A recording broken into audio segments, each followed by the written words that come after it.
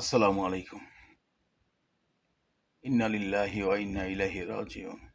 খুব ভারাক্রান্ত মন। আমরা বাংলাদেশের গণতন্ত্রের মাকে হারিয়েছি,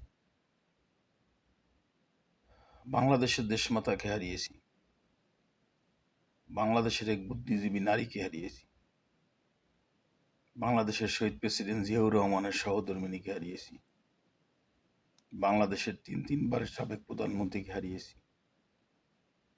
বাংলাদেশের তরুণদের অহংকার বর্তমান বিএনপির ভাইস প্রেসিডেন্ট শহীদ প্রেসিডেন্ট জিয়াউর রহমানের সুযোগ্য সন্তান দেশনায়ক 2026-এর প্রধানমন্ত্রী তারেক রহমানের মাকে হারিয়েছি।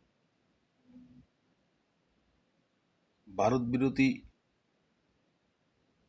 আন্দোলনের মূল নেত্রীকে আমরা হারিয়েছি। কখনো অন্যায়ের কাছে মাথা নত করেন না, আমরা সেই নেত্রীকে হারিয়েছি। দীর্ঘ 17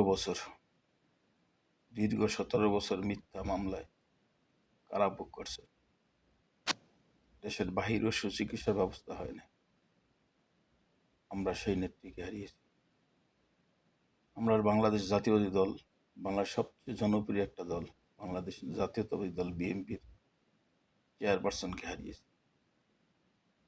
আমরা এমন এক নেত্রীকে হারিয়েছি, বাংলার মাটি মানুষের নেত্রীকে হারিয়েছি। আবাল বৃদ্ধ বনিতা সবার নেত্রীকে হারিয়েছি। পাড়া মহল্লা গ্রাম থেকে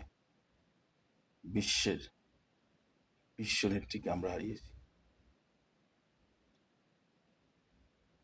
আমরা ইনশাল্লাহ সবাই দোয়া করব দেশ নেত্রী বেগম খালেদা জিয়ার জন্য।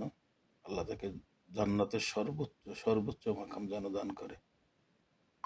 তিনি বাংলার মানুষের জন্য যা করছেন ইতিহাস হয়ে থাকবে।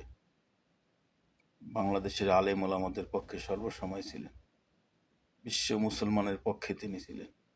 তিনি গণতন্ত্রের মা, তিনি বাংলাদেশের মাতা, বাংলাদেশের দেশমাতা, দেশনেত্রী বেগম খালেদা জিয়া, আপসীন দেশনেত্রী বেগম খালেদা জিয়া।